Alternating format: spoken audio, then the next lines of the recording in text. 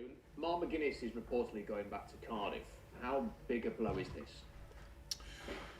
Well, we first and foremost, obviously we got the game to conclude tomorrow, and then after the game, both clubs have arranged to sort of have a chat.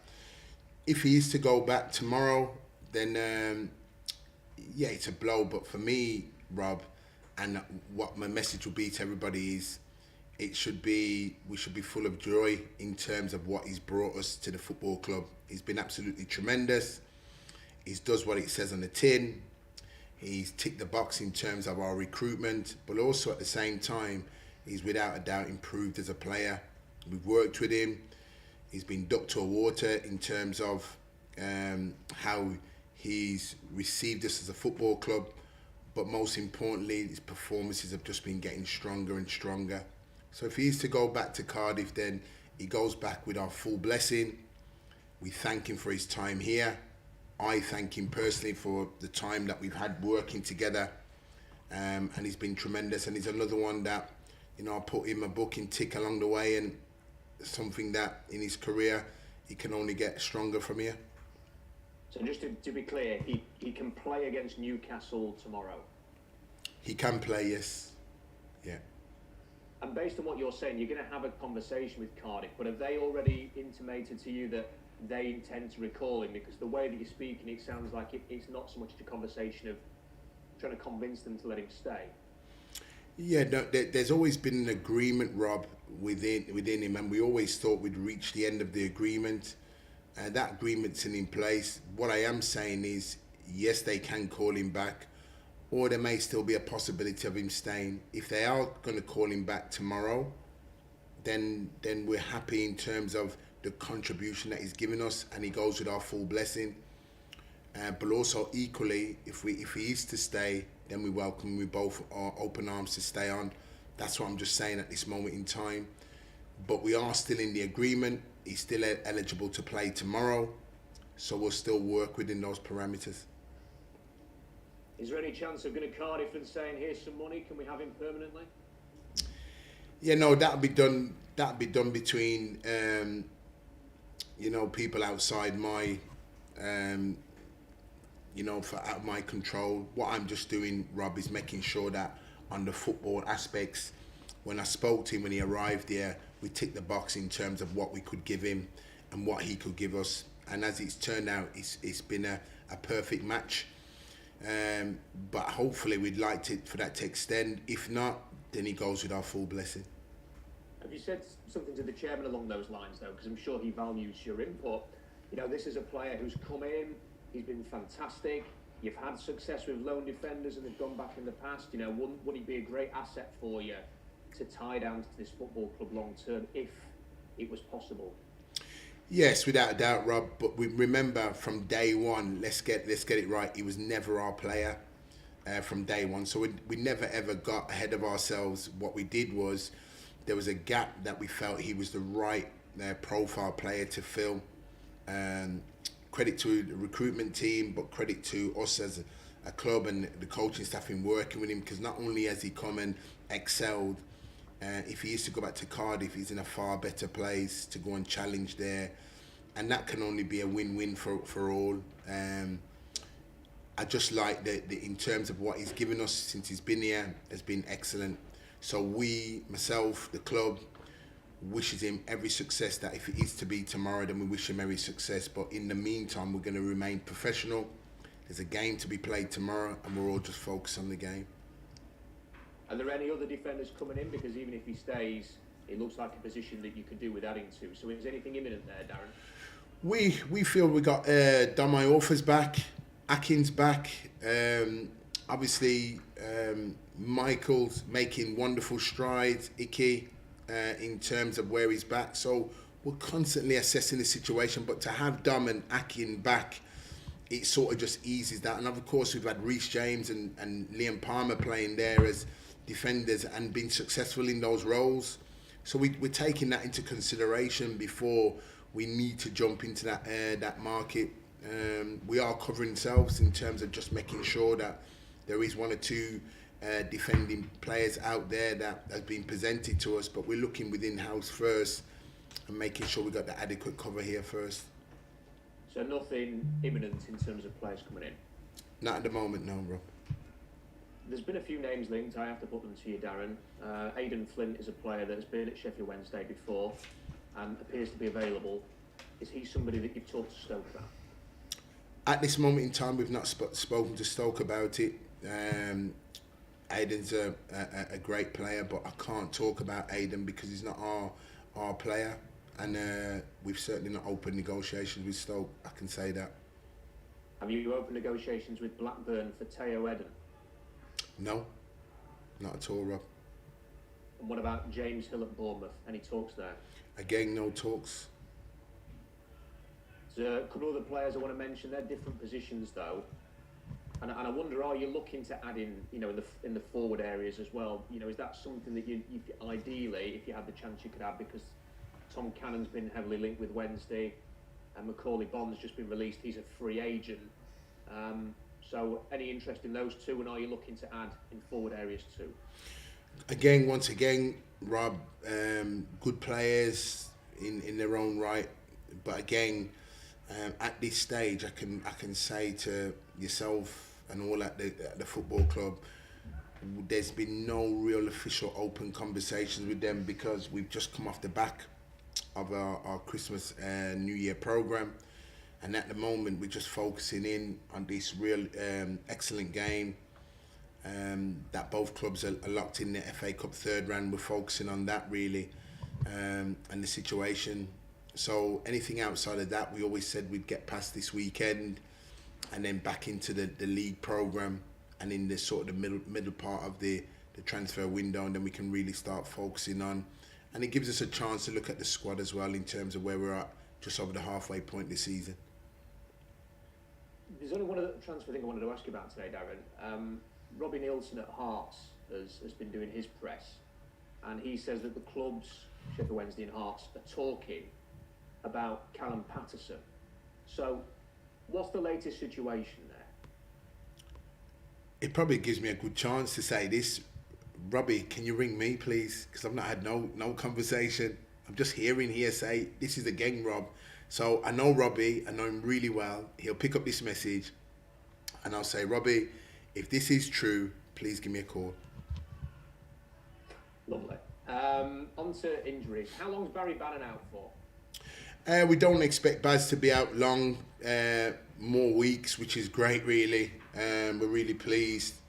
I think what we just got to do this time round with Baz is just to shackle him a little bit really and keep him still really and just make sure. We just expect it to be weeks, but in terms of that, he's got to follow the programme and stick to it really. And as much as we all want to see him back, Baz has just got to take his medicine, recover properly, and if it needs to take an extra game or two, then so be it, if we've got him for the remainder of the season, and that's exactly where he's at. But it's nothing too serious, which is excellent news. So can I just check?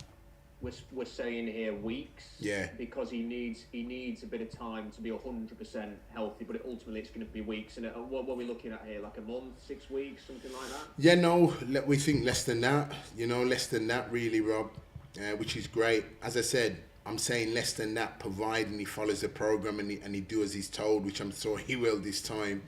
The biggest thing what I think we've got to sort of curb is Baz's appetite to come back and want to play. And I think that's the biggest thing where he's putting the shackles on him, because he just wants to play football, which is understandable. But I think this time it's been explained to him, and I think he'll follow the programme and recover properly and then get back in it. Can I ask you about George Byers and Will Vaulks and the way that they performed? Because when Bannon went off injured, it would have been easy to think, wow, what a setback. But those two players in particular really seem to have stepped up to the plate for you. And excellent, and rightly so. And the both of them sort of worked well off each other. I thought when Baz went off at the time, for Will to come in and perform the way he did, with the energy and the vigour that he did, and connect and combine and create an understanding with George was really, really good. And they've carried that on. They're both experienced boys. They've both got strengths to their games that they've come when they combine them well together. it gives us that strength and fluidity in midfield. And yeah, long may that continue with the both of them. But both of them have put in some exceptional performances over recent weeks.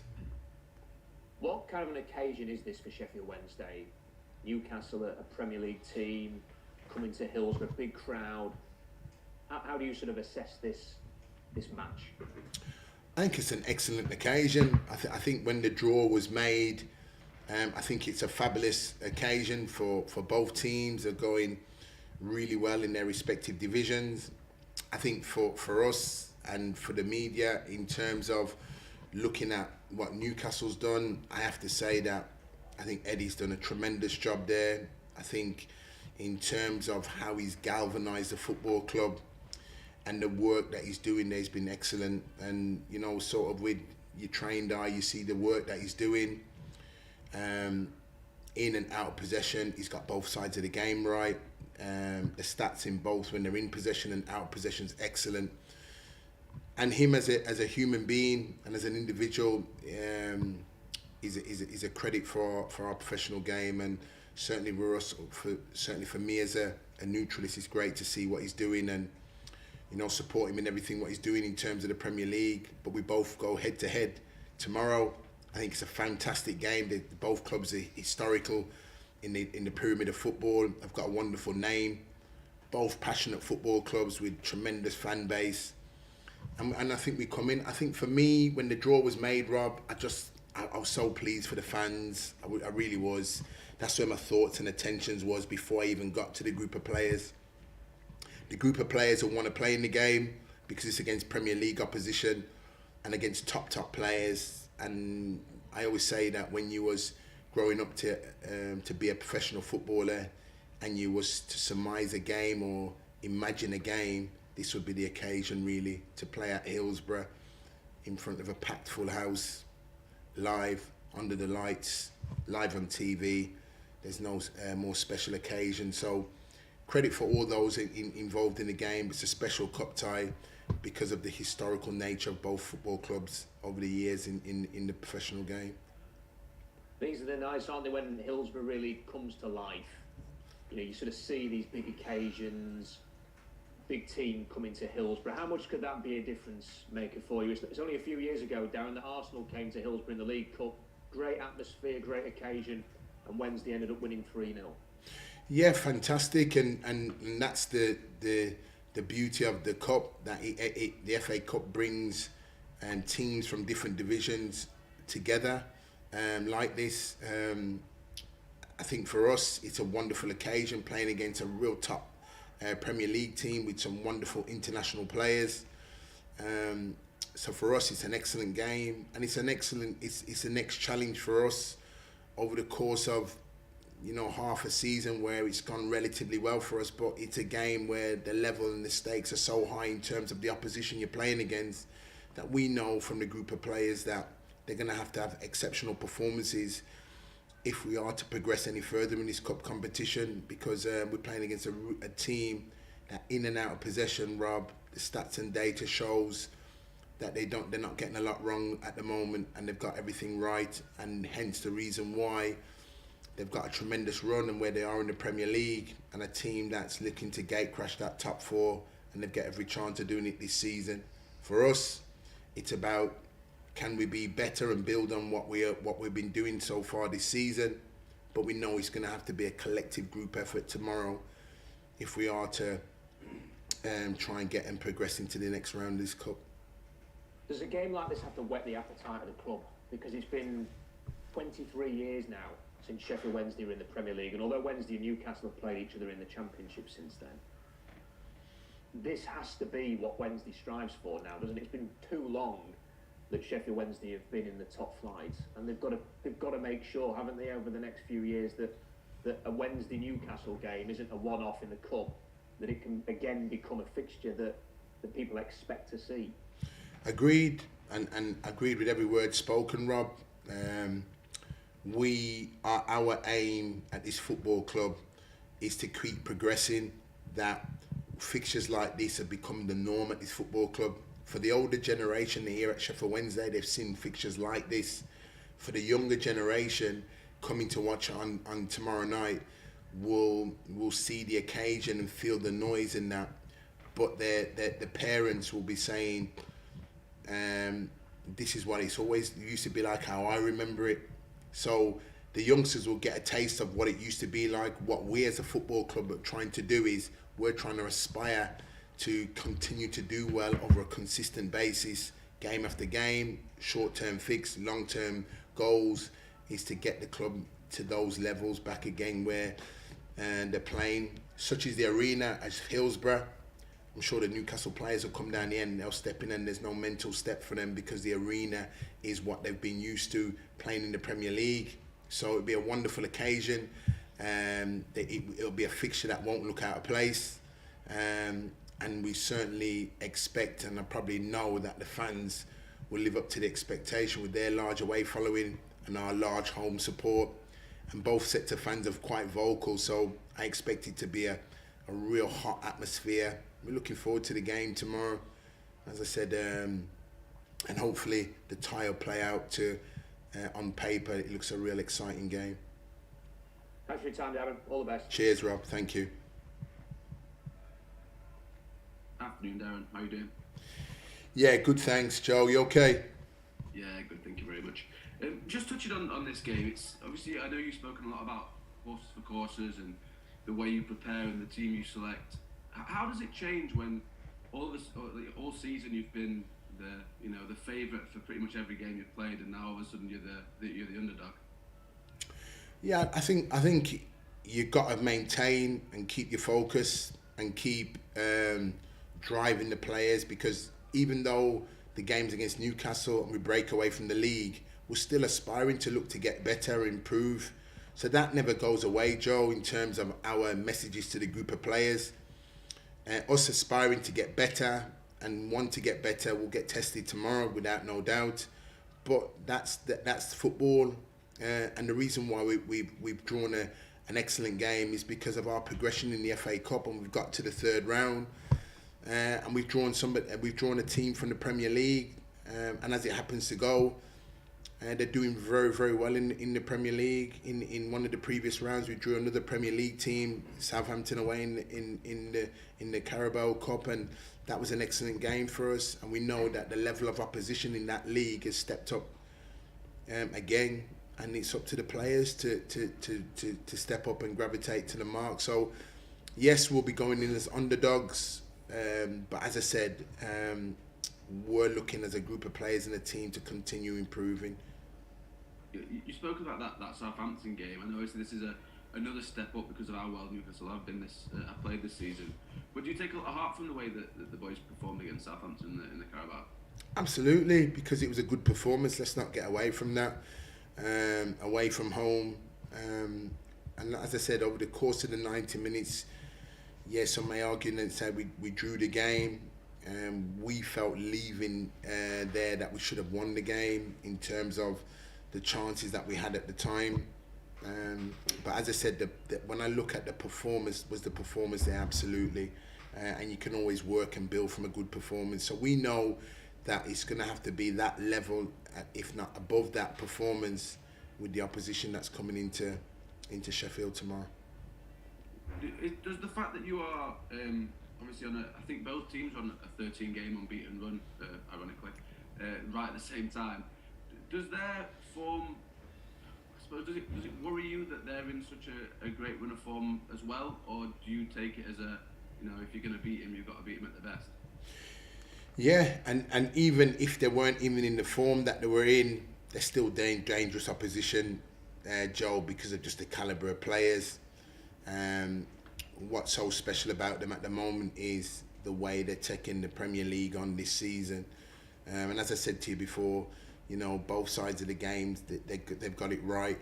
And in terms of that mixture and blend, a good team, a solid team, but individual players that's right on top of their game, which is excellent, and it's good to see. Our players have shown a level of consistency to continue to keep developing and keep getting better. A grittiness and a determination to stay within games and getting your just rewards from them. And certainly the last few results have been excellent for us in terms of getting better, and that's what we've wanted to do, is continue to get better. Both teams are on tremendous run of games, respectively in their divisions, and both teams I'm sure have got aspirations of finishing the season really strongly and making it a memorable one. And both teams lock horns together, break away from the league. We got the cup, but I'm sure that both teams will be looking with the same mentality to continue their runs going. And we've noticed sort of the way Wednesday have played the last couple of games. Been playing a bit further up the pitch, spending a lot more time in the opposition half. Is that more difficult to do when you're playing a team with the kind of quality that Newcastle have got? Yeah, but that's the problems that you're trying to face with each and every single game that you got to try and overcome, and try and influence your strengths on the game. Tomorrow, again, they'll be trying to influence their strengths on us as we will be trying to do it on them. But we'll try and continue doing that, Joe, in terms of making sure that we're trying to play and play to our game, because we know if we get the ball in certain areas in the opposition team's area, we've got players to execute and finish those chances. So that's always something that we'll continue to work on, and tomorrow is no different. I presume Michael Smith had a knock on your door about starting this one. Yeah, he's been kind of shouting it from probably a couple of weeks ago when the draw was made, really. So no, for him it's a special time, because obviously with him being a local boy up the area, he knows we've heard about the footballers that's come from that neck of the woods up there, and what have graced our game, and legends what have left their name in our game. And Smudge is one of those that, he comes from that footballing family background, so he knows all about it up there. So when the draw was made, I suppose dreams can come true, and it certainly has for him. Brilliant. Just before I let you go, I just wanted to ask a couple of bits on the transfer window. Obviously, I know you're gonna be sick of this for the next 3 weeks, but just with Mark, where's his head at? Like, does he, obviously the recall, it's up to Cardiff, but is he happy? Is he happy to stick around if that is the option? Would he even want to leave? It's unfair for me to say, Joe, for two reasons. Is because, if I say that he's happy to stay, great. But if he has to go back, that's not a good message.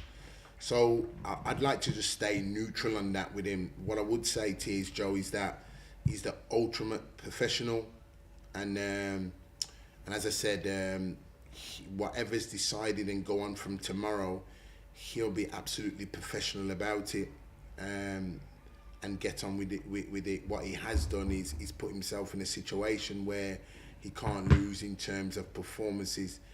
And if he does go back and he goes back in them, then he's gone back a far better player. And I'll say that to the manager, the staff, which they know, and the fans there, in terms of him going back in there, is a far more better player, and be ready for it.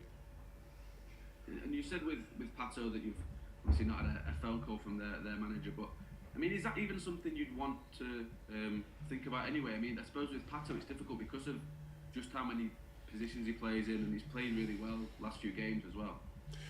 The only reason why I'd want a phone call, Joe, is just to stop all this talking, and I could be honest with you. And the honesty with you is, and everybody else is, I've not had a phone call. Everything I've hearing is from the press. He said this, he said that, he said this. I've not heard anything. So what I would say to you from a truthful point of view is, I know Robbie really well. He's a great man. He's an excellent individual. He's doing a great work there. But if he is interested in our players, then let's speak manager to manager. But I can honestly say, and I can go out, I've not had any phone calls at all. Would you want to lose anybody at this point in time? No. Like, is it? No. Why would I want to lose anybody, Joe? Why would I want to lose anybody at this stage in terms of that? The team's got cohesion. The group's got a level of understanding. We're looking to get better. We're looking to add to some of the numbers that we're doing this season. And that's been done because the group has showed that resilience and that togetherness. So to break that and to lose that, why would I want that? No. So as far as you're concerned, you have no intention of letting anybody leave this month? No. Brilliant. Thanks for your time, Darren. I'll see you tomorrow. Cheers, Joe. Thank you. Hi Darren, how you doing? Yes, good, thanks, Alex. Good stuff. If I was Robbie Nelson, I'd be picking up the phone sharpish, put it that way. In terms of tomorrow then, in your heart of hearts, and we know full well that whatever team Newcastle put out tomorrow is going to be a strong one. Would you rather that they put out their multi-million pound flashy full Premier League squad, or maybe just a couple of younger lads and maybe give you just that slightly bigger chance of getting through tomorrow? Whatever squad, like you said it already, Alex, they put out, it's going to be a good squad. That's not down to me to decide what squad they are.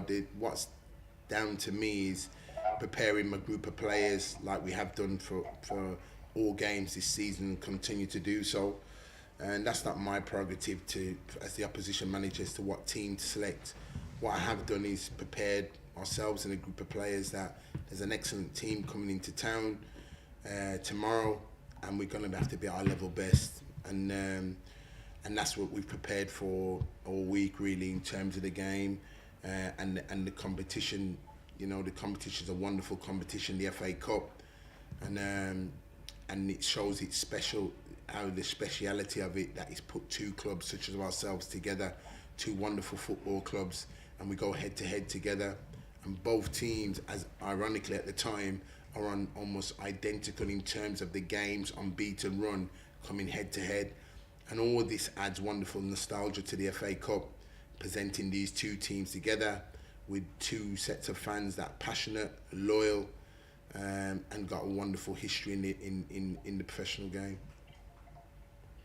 What are your memories of coming up against Newcastle? I imagine you would have done a fair few times as a player in terms of fan base and all the rest of it. How do you see that club in terms of your memories? Yeah, some always good times. Playing up in Newcastle, and playing against them, visiting teams. I've played against them a few times as a player, and of course I've managed against them once in the Premier League when I was back at West Brom, and we managed to get a good result up there as well, really. So yeah, I've played and managed against them a few times over the years, and here's another time that I'm managing a team against them in the FA Cup. So, as I said, a wonderful football club and a special moment for us all here at Sheffield Wednesday. 4,500 Geordies coming down to Hillsborough tomorrow. It's going to be a challenge for the Wednesday fans to outshout them. Are you backing them to step up to the challenge? Yeah, absolutely. Even though there's, they come with a large travelling away support, we've got a passionate fan base here at Sheffield, and we've seen it before, Alex, in terms of when our crowd's in full voice, not many will sing our support. So, that's going to be my message to our fans. Come loud, come louder, and come louder again, and we'll see you all tomorrow. Brilliant.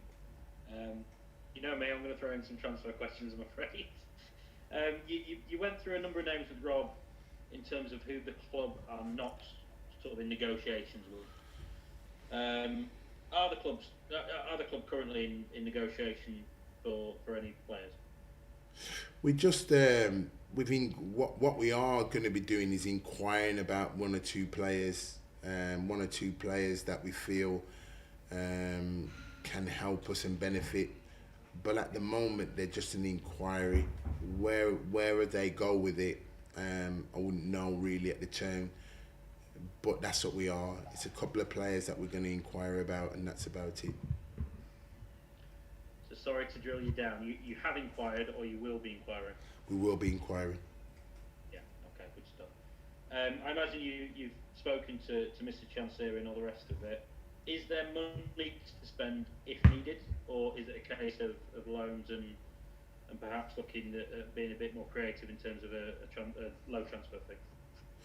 Yeah, no, I think if it's probably loans, and that's what we feel really with the squad and the group. There's probably a couple of positions that we could tweak or strengthen or look to add to support positions just in case. if we get to the second half of the season and we used to suffer any injuries there, we got some adequate cover there.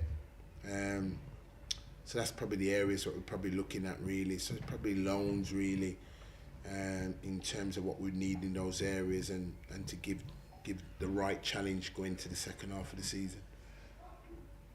Is there any situation at all where you could see the club getting through to February the 1st without strengthening, without adding anyone to the squad, or is that something you sort of hell bent on doing? Well, difficult to say, Alex, but because sometimes football dynamics dictate really in terms of games, injuries.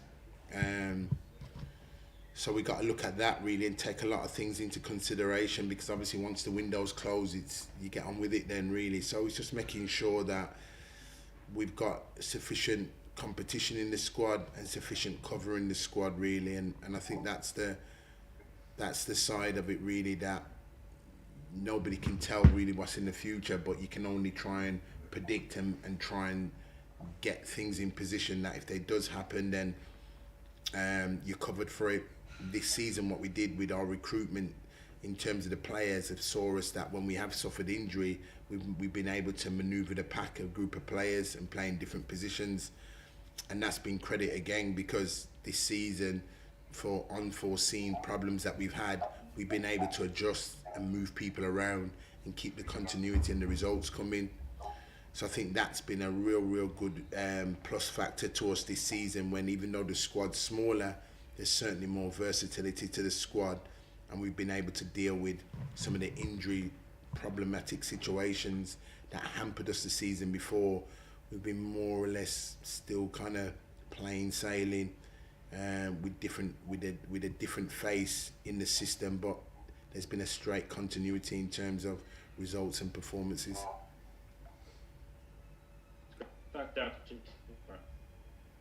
Cheers, thank you. Hi Darren, you okay? Hi, yeah, good, thanks Ricky. Good stuff. Just what have you made to Newcastle like last year? Because obviously this time last year they lost to another League One club in the FA Cup in Cambridge.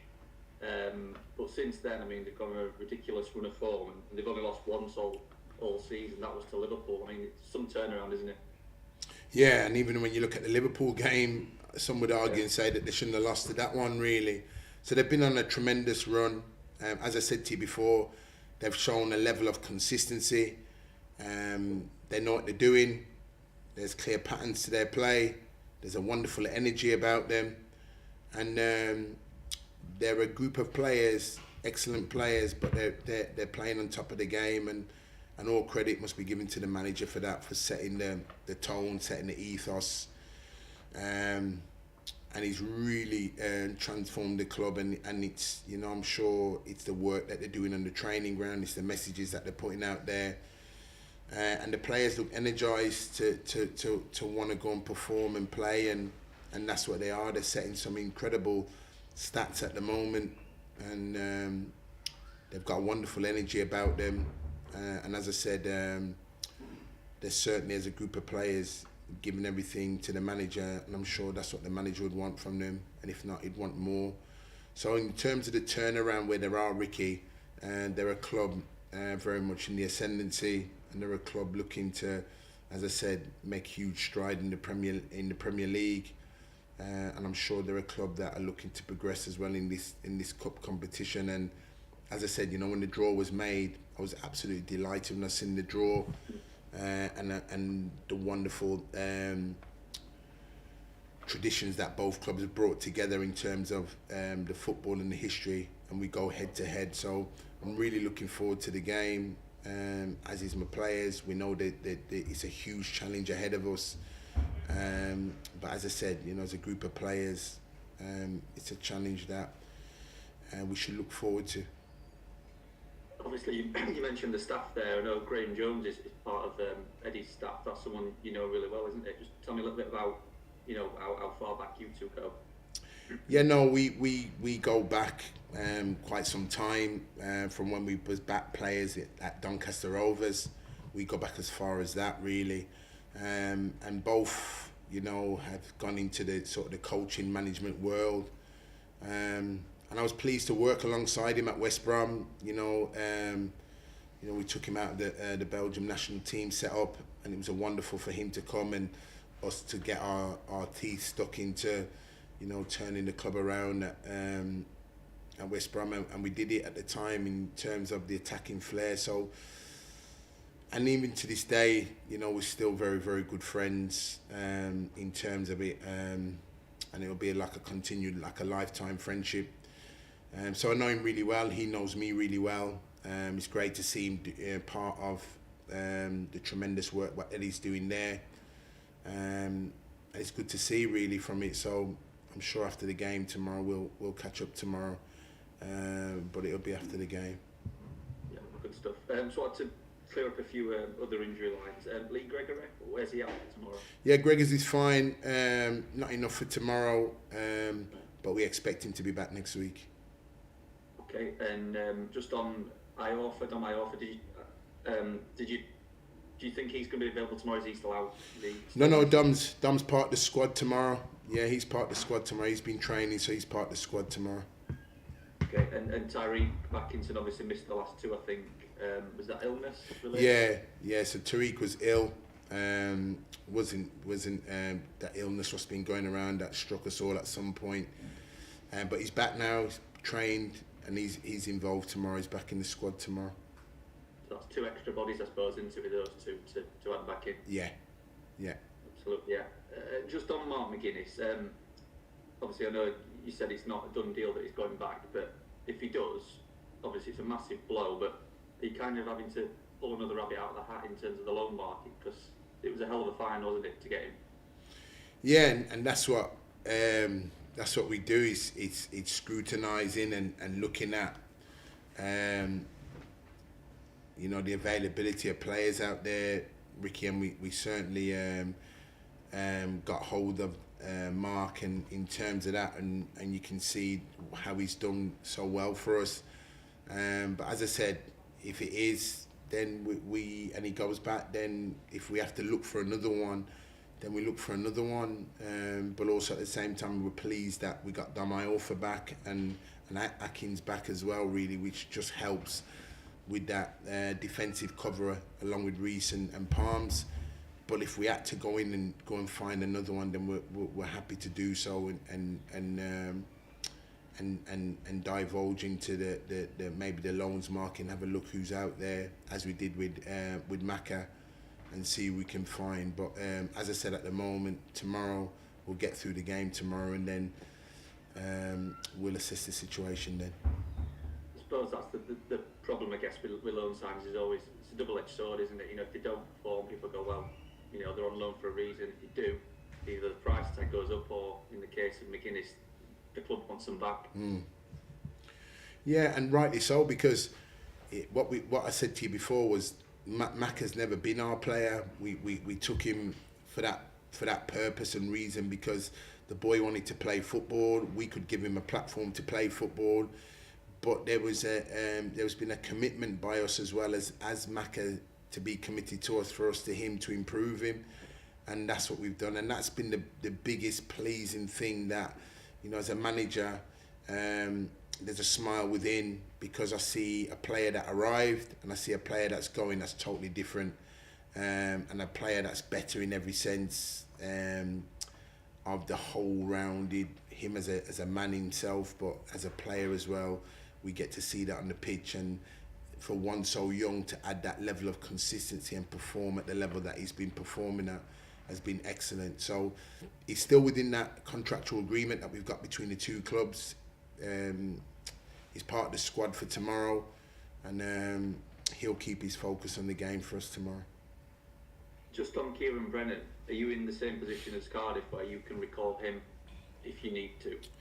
And is that something you'd look to do only if necessary? Yeah, and it's a good shout, Ricky, because again, he's part of ours, and as I said, we've been monitoring him, how he's been doing and where he's been at, and he's certainly been one name that's not been talked about, but he's part of our football club, and we knew why we sent him down there to go and get some game time, and he has got that, and we're expecting him to see a real difference to him in terms of his game and in terms of his physicality, his robustness, what the game gives you.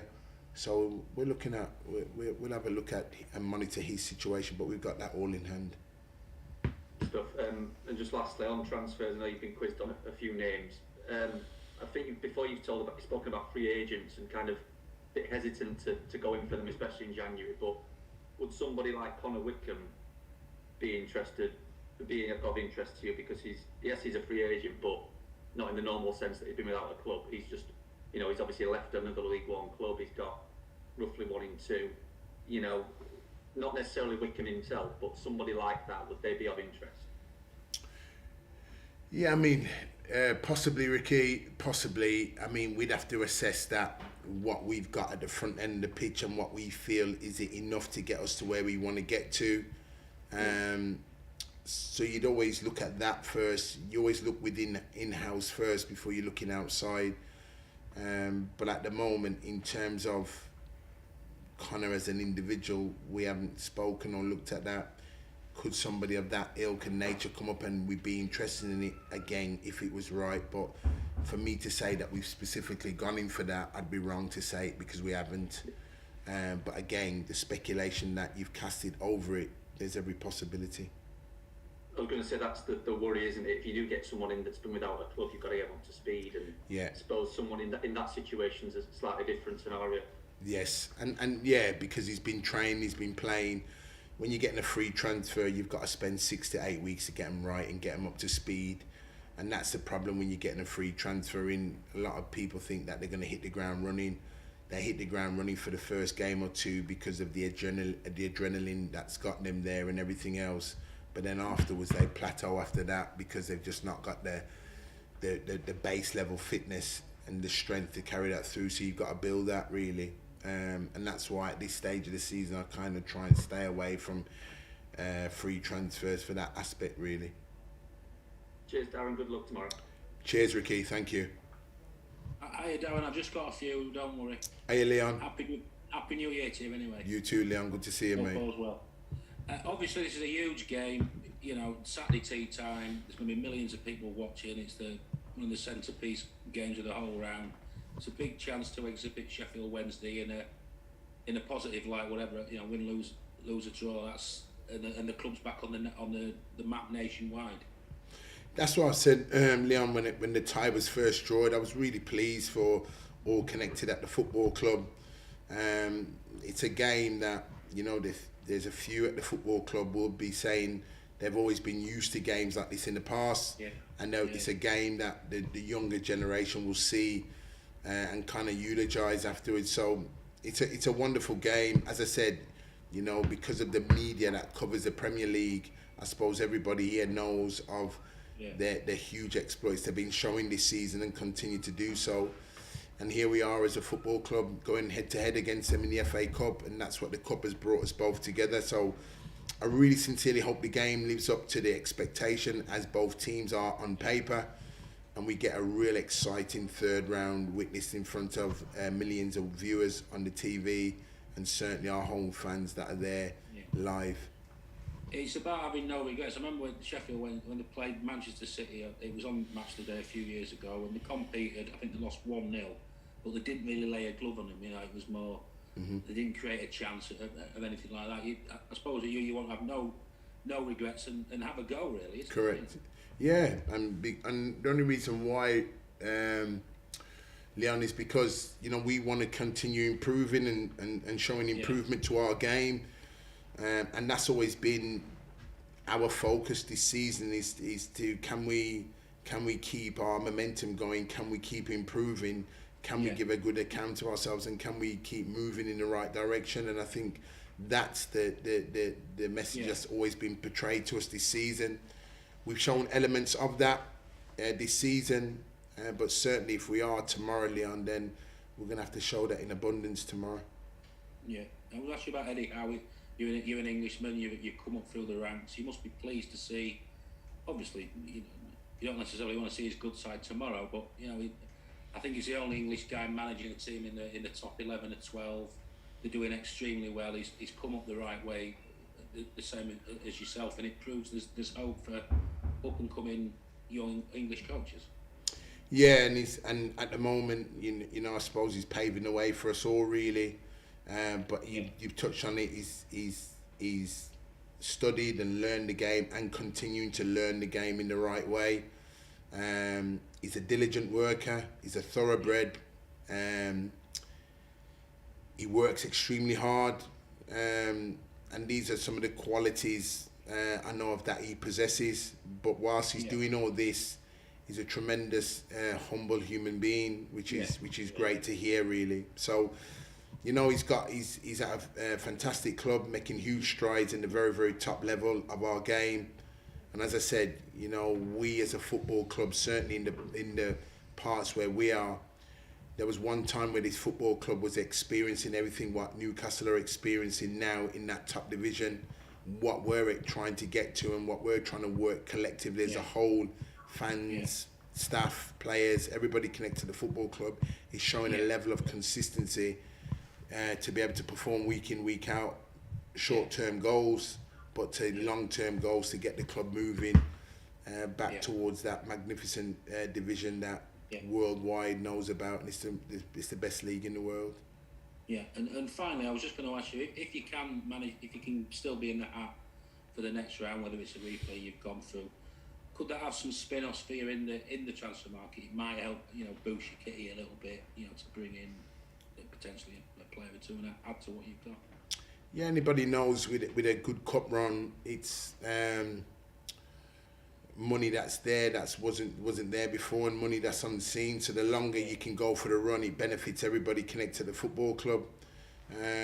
It's no secret that, you know, if you go far in the cup competition, then it boosts extra revenue, and which can help in all aspects of the club, not just on the football field, but all aspects of the club. So, but as I said to the group of players, you know, we've got a duty of care in terms of sort of being the best version of ourselves, and we need to be that and some tomorrow night, really, if we are to progress into the next round of the cup. Then, you know, we rest assured with a guarantee to the players that they're going to have 10 out of 10 performances. Yeah, the very best of luck, though, and I hope you enjoy your day. Cheers, Leon. Good to see you. Thank you very much. Cheers, guys. Thank you.